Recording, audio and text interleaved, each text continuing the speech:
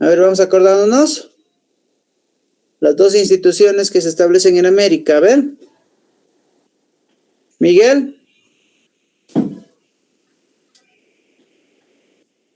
¿Cómo es? ¿Sabes o no? Daner. Pablo. Luis.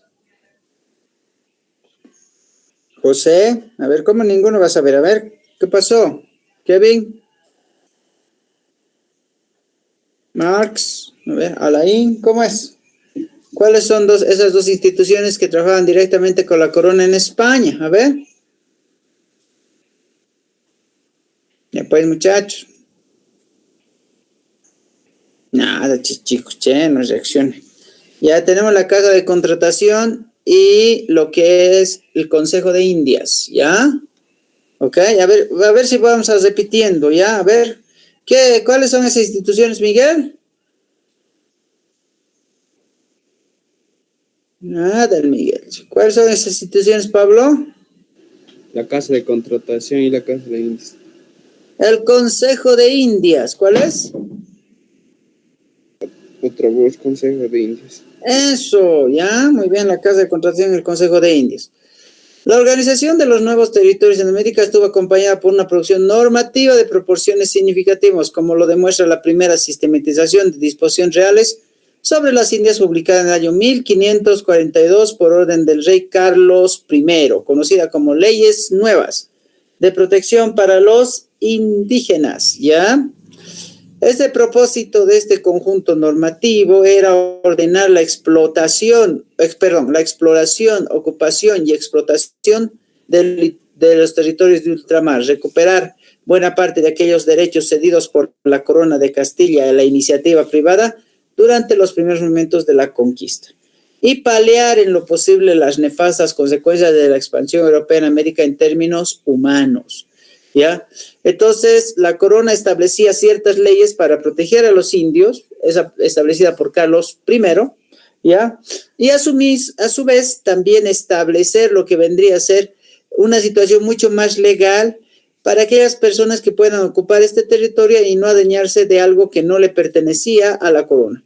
La corona indicaba que todo lo que se encontraba en América le correspondía, pero si llegaba a otro país o llegaban otros colonizadores de otros países, no tendrían propiedad sobre América porque la corona ya se había expropiado todo el continente. Entonces, vamos a ver qué pasó antes del descubrimiento, ¿sí? El descubrimiento de la conquista generó una legislación en ella, se plasman derechos de los conquistadores sobre nuevos territorios. Primero, hablamos de capitulaciones, que van a ser documentos que establecen la titulación de un territorio. Y ahí tenemos la capitulación de Santa Fe, por ejemplo. Esta se da en abril de 1492, justamente cuando se descubre América, ¿ya? Entonces, acá vamos a ver un título que es el título de almirante, quien es el que controlaba las actividades comerciales, y ya que después va a pasar a ser el oidor, ¿ya? El título de virrey o gobernador general, que pagaban un 10% de la mercadería comprada, ganada o hallada en el continente determinado. Luego vamos a tener las bulas. Las bulas son documentos que establece la Iglesia para organizar territorios conquistados, ya sea por España o por Portugal. En esta época tenemos, en 1493, tenemos al Papa Alejandro VI, ¿ya? Y quien establece a los reyes católicos lo siguiente: determinar la pertinencia a perpetuidad a la corona española de Castilla, todas las islas y tierras firmes hacia el occidente. Acá también vamos a hablar a partir del Tratado de Tordesillas, donde se establece los territorios tanto para España como para Portugal, y eso es establecido también por la bula, las bulas papales. ¿Quién reinaba sobre España, no? Carlos de Austria o Habsburgo, ¿sí? ¿Ya? Fue rey de España con el nombre de Carlos I, ¿sí? Carlos I, entre 1516 y 1556. El primero que unió en su persona las coronas de Castilla, Aragón y Navarra, y emperador del Sacro Imperio Romano Germánico como Carlos V, ¿ya? Bueno, llamado también César, el César Carlos y su majestad Césares, como se le decía. Su madre era Juana la Loca, o Juana I de Castilla y Felipe el Hermoso, ¿ya? Era nieto por vía paterna de Maximiliano I de Austria, de Habsburgo y de María de Borgoña, ¿sí? Los cuales le heredaron algunos territorios en los Países Bajos. Y por vía materna de los reyes católicos de quien se heredó Castilla, Navarra, las Islas Canarias y las Islas Nápoles y Sicilia y Aragón.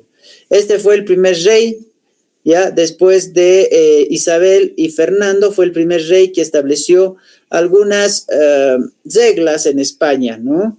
Entre 1516 y 1556, ¿ya? Tenemos aquí al otro rey de España que es Felipe II, ¿ya? Este es heredero del emperador Carlos V, de este, ¿ya? Ok, su hijo, ¿está bien? ¿Ya?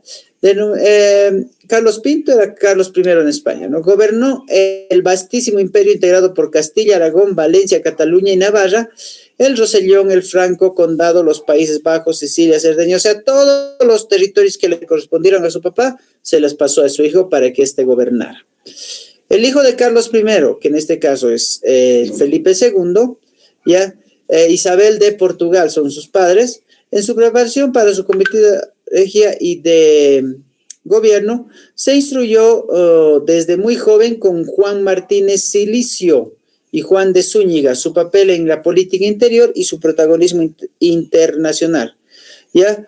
Entonces vamos a tomar en cuenta que un rey, que alguien que gobernaba, no tenía que ser cualquiera, tendría que haber tenido una preparación establecida para poder determinar ese reinado. ¿Ya? Bueno, los reyes de España durante el siglo XVII, y tenemos a Felipe III, Felipe IV, Carlos II, ¿sí? Los vemos ahí en las fotografías, ¿ya? Vamos a estudiar un poco más a fondo los Borbones, ¿sí? Acá tenemos a los reyes de España durante el siglo XVIII y vamos a tener también a Felipe V y Luis I, ¿sí? Los reyes de España durante la colonia del siglo XVIII, Fernando VI y Carlos III, ¿sí? Y vamos viendo uno por uno estos reyes, ¿está bien? Felipe V entre los años 1700 a 1746, y estamos hablando de la época borbónica, ya después de la muerte de Carlos II. Él es nieto de Luis XVI de Francia, hereda el trono español tras la muerte de Carlos II. Acá, Carlos II tenía dos postulantes, uno que era de Habsburgo y el otro que era de Francia. Entonces, lo que pasa es que Felipe V era el nieto, el bisnieto de Carlos II. Y es por eso que le da o le hereda esto por ser su pariente, digamos, por consanguinidad, por ser próximos, ¿ya? Entonces, por eso le hereda el gobierno de España. Ahora bien, solamente vamos a tomar en cuenta que a partir de 1700 España pasa a ser parte de los franceses por misma denominación de sus reyes, ¿ya? Entonces, tras la guerra de sucesión que se dio entre 1700 y 1714, y los tratados de Utrecht en 1713 y Rattan en 1714, se establece que Felipe V iba a gobernar recién después de 1714. Obviamente su nominación salió en 1700, pero no pudo postular o no pudo ser titulado como rey porque en algún momento tenía dificultades con los otros gobiernos, quienes no estaban de acuerdo que un francés opte por ser rey. Entonces, se le reconoce como rey de España y de las Indias, pero debe renunciar a la unión con Francia y perder los territorios europeos heredados por su familia, ¿sí? Entonces, de acuerdo a eso, lo único que va a hacer es administrar la parte de España y América. En este caso, cuando habla de España y de las Indias, se refiere a España y América desde el año 1714, que va a ser nominado el rey. Si a ustedes les preguntan, ¿cuándo Felipe V asume el trono de España? En 1700. ¿Cuándo el rey Felipe V, cuándo lo reconocen a Felipe V como rey de España? En 1714. ¿Después de qué? De la guerra de sucesión. ¿Con qué tratado termina esta guerra? Con el tratado de Utrecht y de Rastatt, ¿sí? Y para darle el trono a este Felipe V. Felipe V tenía políticas interiores y eran políticas que se llevaban a cabo en España y para ser transmitidas posteriormente a América, ¿ya? Tenemos decretos de nueva planta, vale decir esos decretos que establecen lógicamente la modificación de las leyes, a partir de que las reformas de las instituciones va a ir modificando, cambiando algunos elementos, creando nuevos virreinatos, y acá cuando nosotros vamos a ver del virreinato del Río de la Plata, el virreinato de la Nueva Granada, establecida en este gobierno. Va a crear un nuevo impuesto que es el catastro, que es el impuesto a las casas, a las viviendas donde uno establece su residencia, donde tienen que pagar de manera mensual una estadía. Luego va a fomentar la economía, la ciencia, la cultura y el arte. Hay que tomar en cuenta que desde 1714 los españoles no eran totalmente, o sea, los reyes no eran netamente españoles, eran franceses. Segundo, que al ser ellos reyes franceses no le daban mucha importancia a la religión. Y es por eso que en algún momento vamos a establecer nosotros que le daban más importancia a la educación. Y por eso establecen lo que es la ciencia, la cultura y el arte, donde se va a ir indicando que la persona podía ir mejorando su capacidad de aprendizaje. Luego va a establecer lo que es la ley sálica. La ley sálica es la ley que impedía reinar a las mujeres y a sus descendientes. Vale decir, cuando un rey tenía una hija, esta hija no podía gobernar porque violaba la ley, ya que el que tenía que gobernar era varón. Entonces, en algún momento, si el rey tenía solo hijas y no hijo, entonces le tendría que ceder el reino a otro que no sea su pariente, porque la ley sálica decía que las mujeres no podían heredar el reino. Ya era un poco cierta situación. Entonces, también teníamos la remodelación del ejército y de la armada, que vamos a ver más adelante cómo se dio estos cambios, cómo se dieron estas reformas. En su política exterior, esa política que en realidad empleaba mucho más allá de España, ¿ya? Establecemos principalmente a protagonistas como Isabel de Farnesio y Alberoni, quienes van a apoyar a este rey para poder ir mejorando en su gobierno. Entonces tenemos, ¿cuál es el objetivo? Es recuperar de los territorios italianos y protección de los intereses americanos. Territorios que en algún momento los italianos, los alemanes, los franceses, tal vez colonizaron, que no necesariamente era dentro de lo que era la región española, pero sí es importante rescatar esos territorios para que todo pertenezca a España. Como era francés, el rey hizo alianzas con Francia y eso se le llamó pactos de familia, porque lógicamente él venía desde Francia, ¿sí? Entonces, en 1733 hizo la intervención en la guerra de sucesión polaca, esta guerra donde se destinaba qué rey iba a gobernar en Polonia, y esto establecía directamente con este rey francés. Luego, en la intervención de sucesión austríaca, lo mismo. Francia trata de absorber todos estos territorios utilizando el título de nobleza española como pretexto. Bueno, España consigue que Carlos se convierta en rey de Nápoles y Sicilia, el futuro Carlos III de España posteriormente. Felipe se convertiría en duque de Parma, Plasencia y Guatalla cuando terminara su reinado. Entonces tenemos a Fernando VI entre los años 1746 y 1759. Él se caracteriza por tener una política de neutralidad y paz interior que posibilita reformas internas. Una de ellas va a ser la hacienda que impulsó el comercio americano, ¿no? Esa modernización principalmente del transporte marítimo.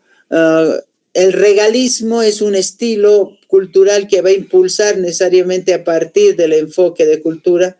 Fernando VI, como va a estar poco tiempo, va a estar pocos años dentro del proceso de reinado, no va a hacer muchos cambios en América.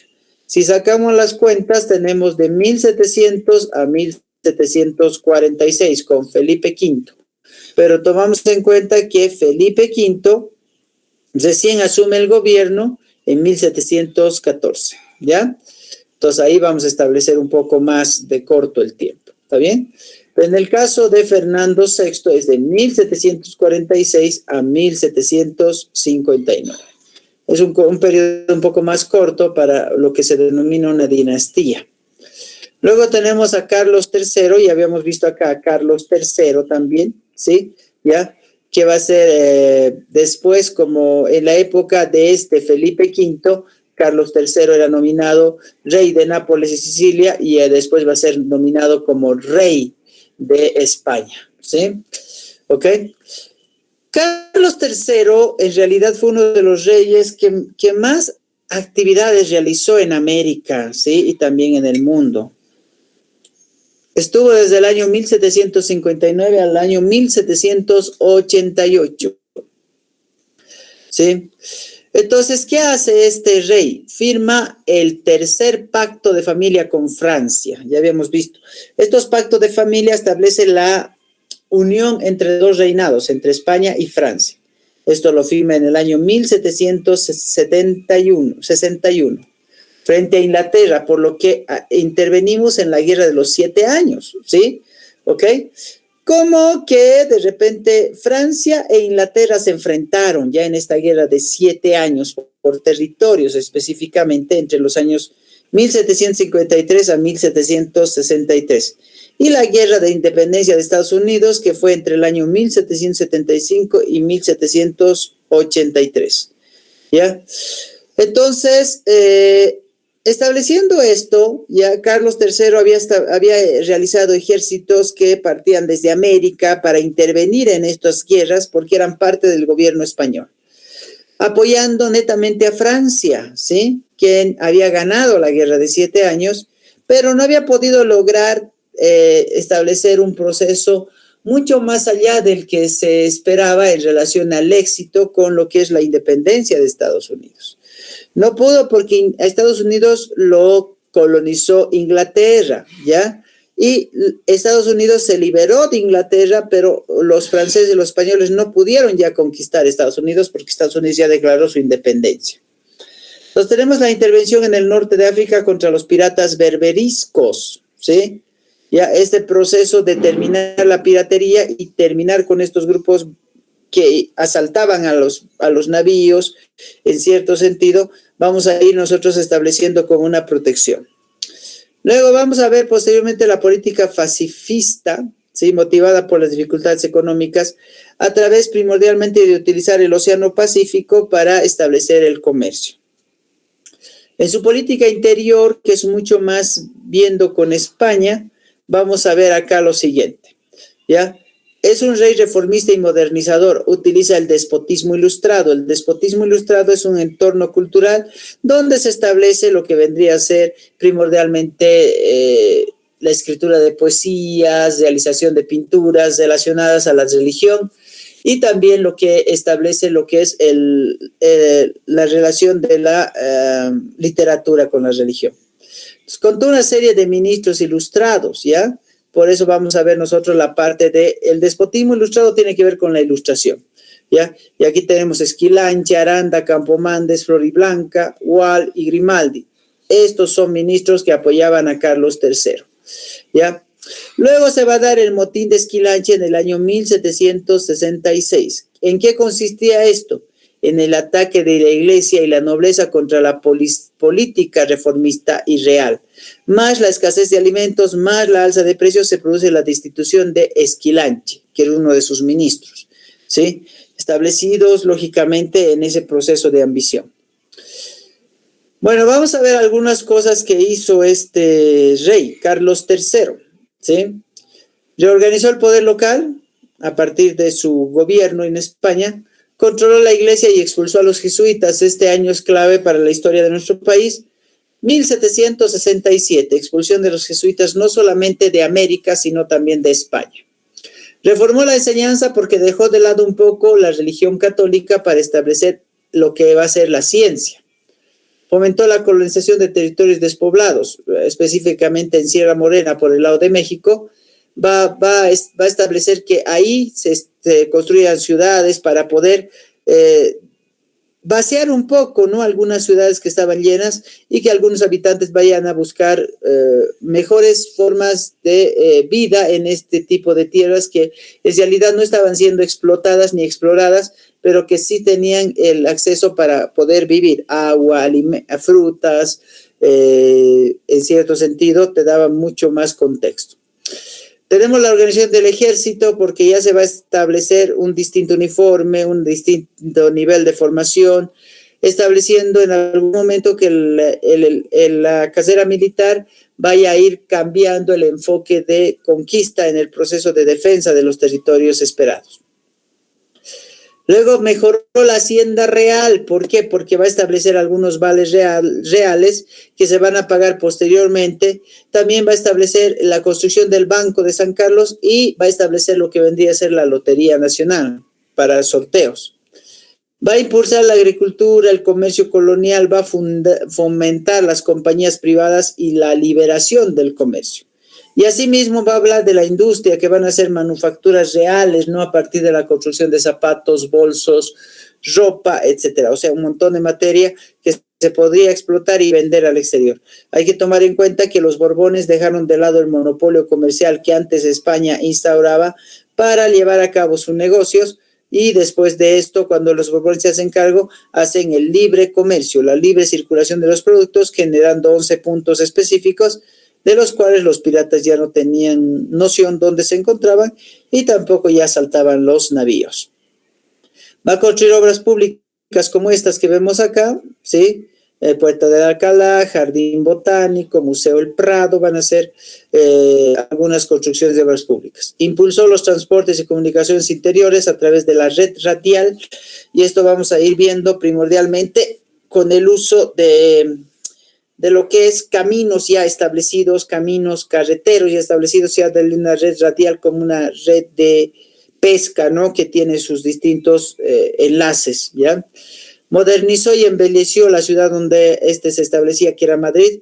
Protegió las artes y las ciencias porque estaba más a favor del conocimiento que de la religión. Apoyó a las sociedades económicas de amigos del país.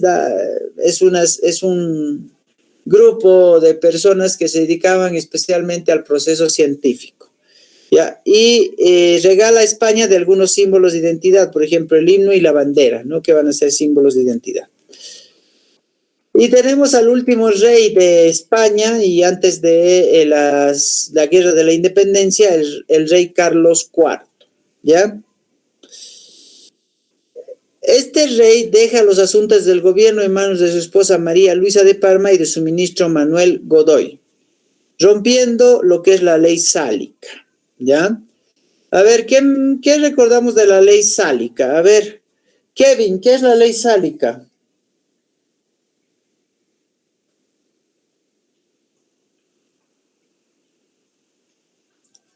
Kevin, ¿qué es la ley sálica? A ver, Luis, ¿recuerdan o no? No, Lice. Oh, estoy hablando muy rápido, Kevin. A ver, dime. Algo, Lice. Algo, tienen que decir ustedes, pues, más despacio, más despacio. Yo voy a ir más bajo, ¿está bien? Ok, la ley sálica es la ley que prohibía gobernar a las mujeres y a sus descendientes. A ver, ¿cuál es la ley sálica, Kevin? Que permitía que las mujeres... Prohibía gobernar a las mujeres y a sus descendientes. Otra vez escucha mal, Lice. ¿Eso qué dice? ¿Qué dijo? Que prohibía que las mujeres... Gobiernen. Sí, Lice. Eso, mira, aquí tenemos, para que no nos salgamos de contexto. Mira, ¿dónde está? Ley sálica, aquí está. Esto, mira.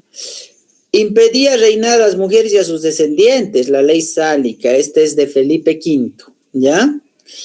Ok, pero cuando vamos a Carlos IV, aquí te pones a pensar, deja los asuntos de gobierno en manos de su esposa, o sea que rompe la ley sálica, ¿no? La mujer no podía gobernar, pero deja más se llama María Luisa de Parma, y su primer ministro Manuel Godoy, ¿ya?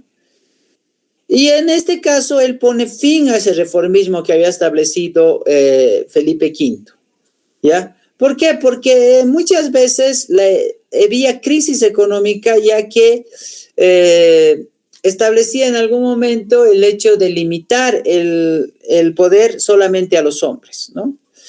Entonces, en esa época, en 1789, va a estallar la Revolución Francesa también, ¿sí?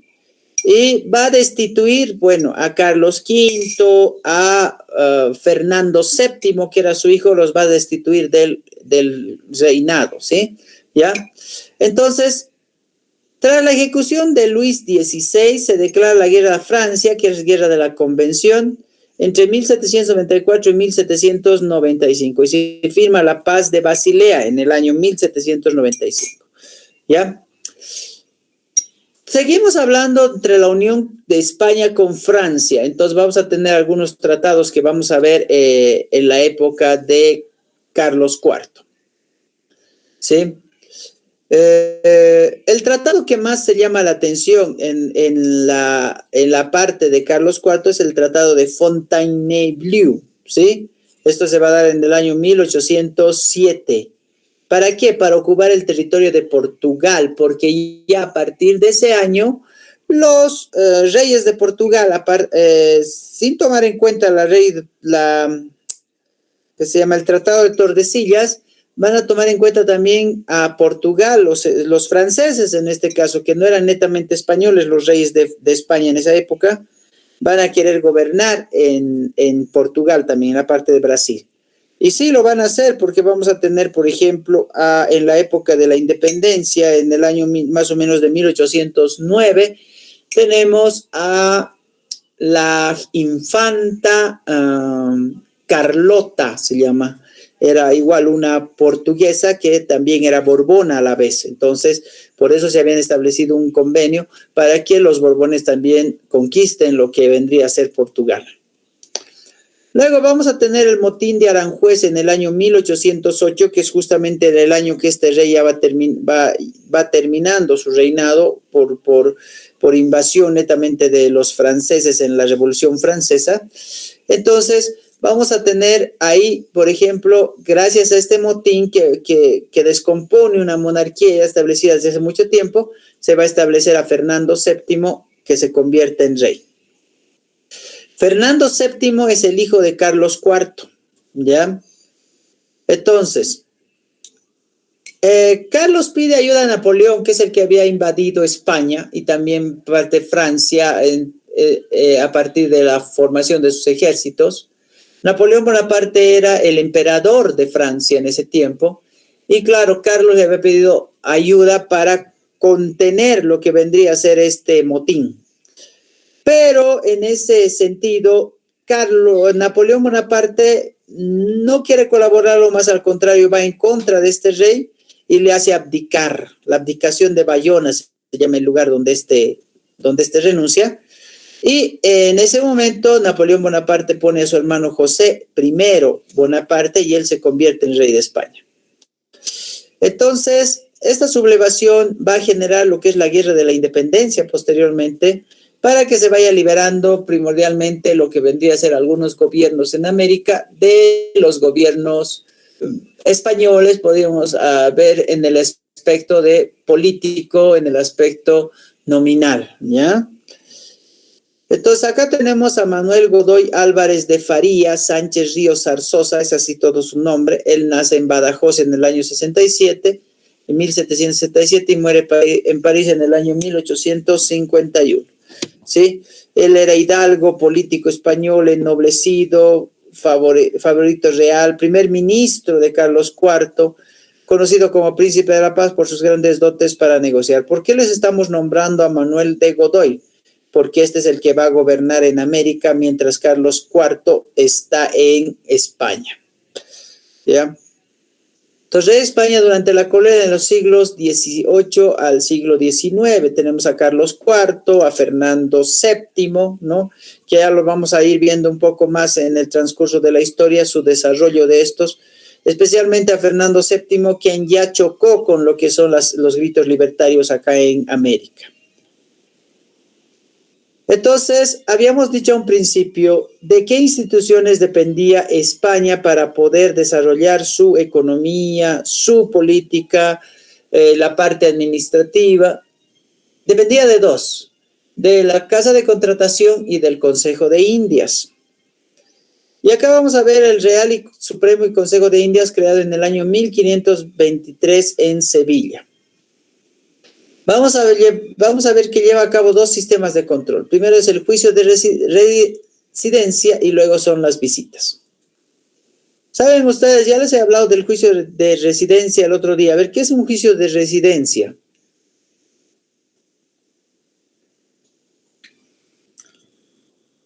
A ver, ¿qué me puede decir que es un juicio de residencia?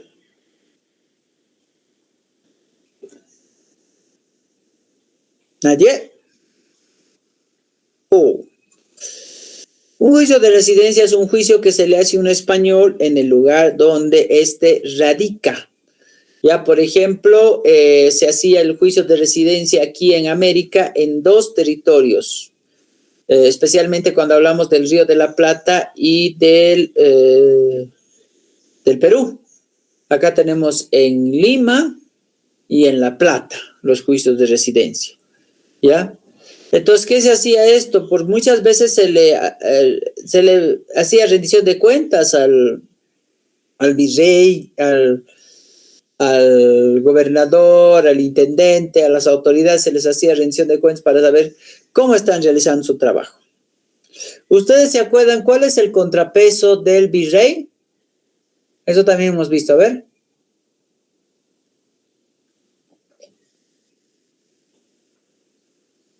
¿Cómo es? No se acuerdan. A ver. El contrapeso del virrey en América. ¿Cómo es? A ver.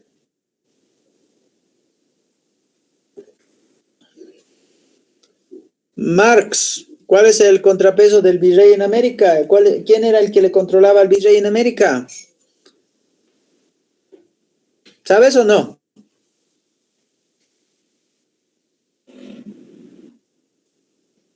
De Marx. Alain. Kevin. Luis. Ya pues, muchachos, reaccionen. A ver si les preguntan eso. ¿Quién era el contrapeso del virrey en América? A ver. Este trabajaba en la Real Audiencia de Charcas, trabajaba este. A ver. Miguel. A ver, nos vamos a grabar, ya nos vamos a quedar en nuestra mente. El contrapeso del virrey en América era el oidor, ¿sí? El oidor, ¿está bien? A ver si yo te pregunto, ¿cuántos oidores en un primer momento trabajaban en la Real Audiencia de Charcas? Eso sí se acuerdan, ¿no ve? A ver.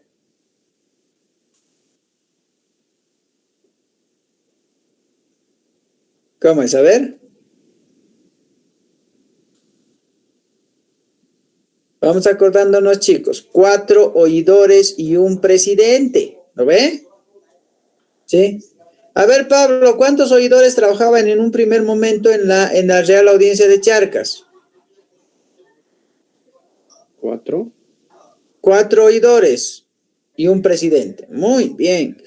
A ver, Marx, ¿quién es el contrapeso en América del virrey?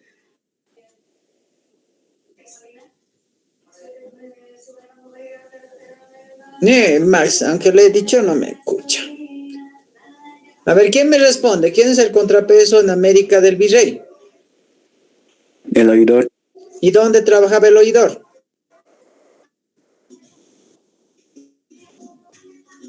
Ya pues, acabamos de decir, ¿dónde trabajaba el oidor?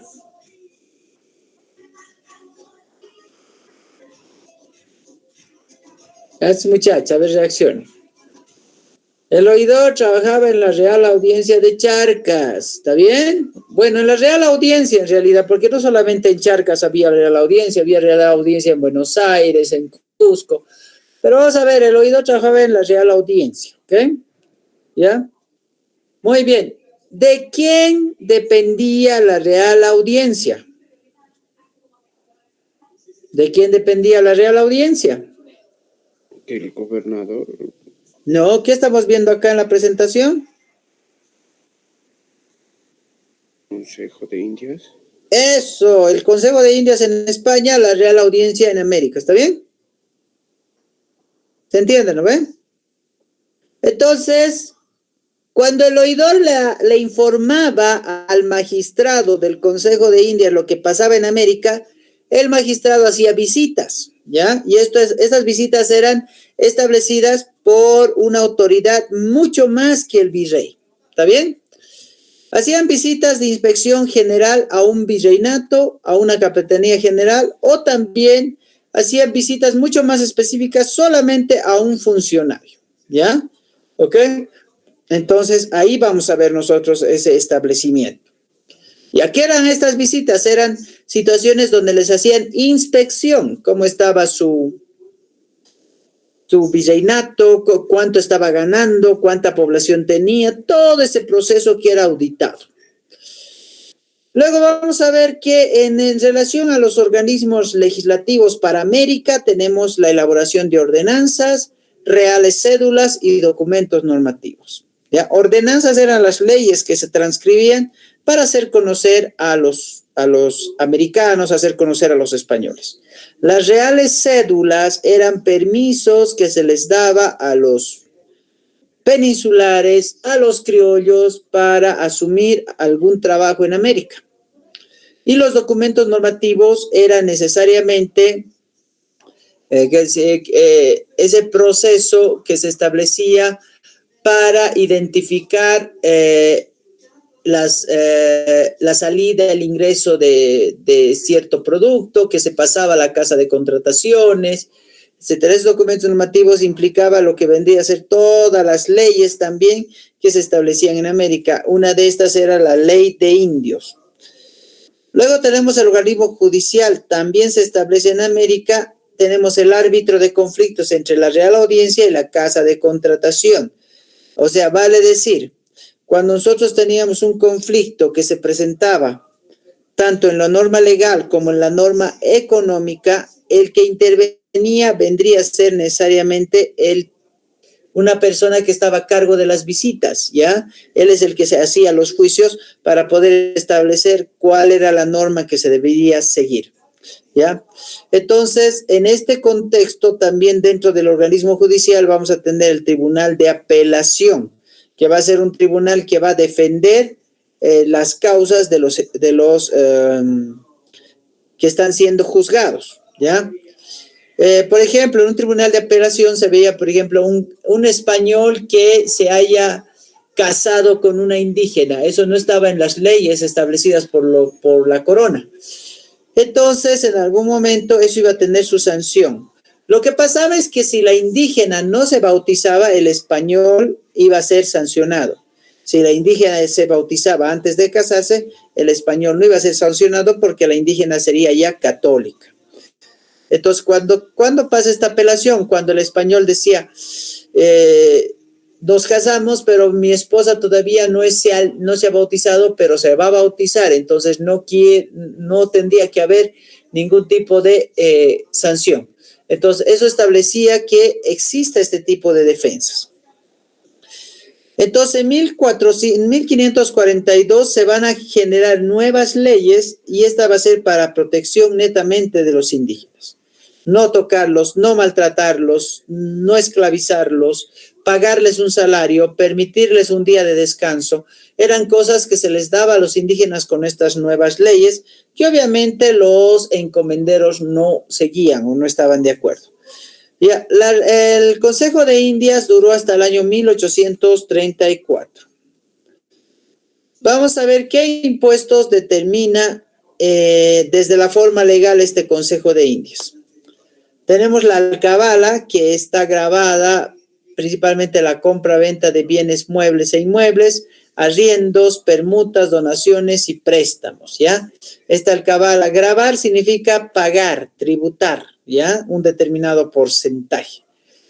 Almojarifazgo, que va a ser el impuesto aduanero sobre productos de importación y exportación, especialmente establecidos en la Casa de Contratación, pero normados por el Consejo de Indias.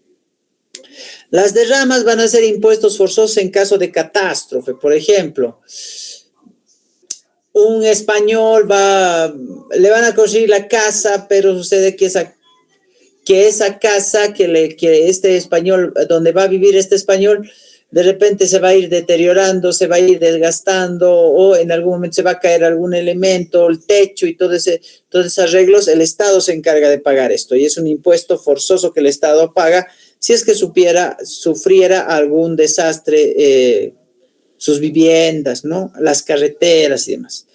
Luego tenemos la media anata. Esta va a cobrar un impuesto a los sueldos durante el primer año, ¿ya? Durante el primer año va a establecerse esto. La mitad del sueldo durante el primer año, la persona va a tener que depositar a la corona para ir estableciendo un tipo de impuesto, algo impositivo que la persona va a tener que cubrir durante un transcurso de tiempo. Pero esto es durante el primer año de estadía nomás. Luego tenemos el estanco, que va a ser un impuesto que van a pagar los azogueros, que son personas que se dedicaban a purificar la plata utilizando el mercurio. Los naipes, que van a ser casas de juego. El papel sellado que se va a traer desde España, también se va a tener que pagar un determinado porcentaje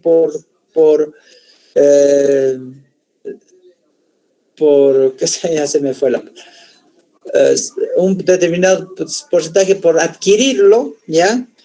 Y el tabaco, ¿no? Que va a ser primordialmente uno de los elementos que más impuesto va a cobrar en España, porque la mayor parte de los que descubrieron el tabaco y la finalidad con la que se establecía para poder realizar pipas y demás, generaba una buena ganancia. Y el diezmo no es el impuesto a la producción agrarios, que financia la iglesia en América. El diezmo es un tributo que se pagaba solamente en las iglesias.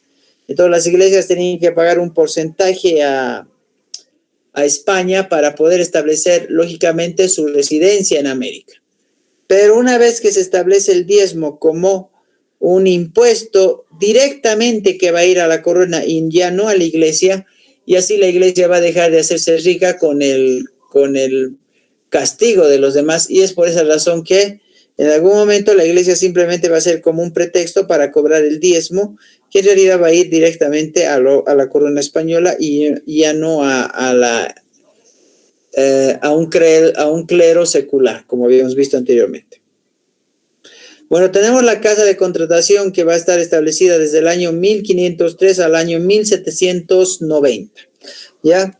La casa de contratación va a establecerse a través de un tribunal que se encarga de aclarar esos problemas económicos que se van a ir viendo a partir de lo que vendría a ser naturalmente la piratería, el contrabando, ¿no? Van a ser problemas económicos que afectan directamente a los ingresos para España. Entonces acá vamos a tener el control del tráfico comercial de flotas y galeones entre España y América. Una flota es un grupo de barcos, ¿ya? Y un galeón es un barco con municiones para defender a los barcos del asalto de los piratas. Luego también otra de las funciones es que se encargan de registrar, inspeccionar y controlar el flujo de inmigrantes y la formación de flotas y galeones comerciales, ¿ya?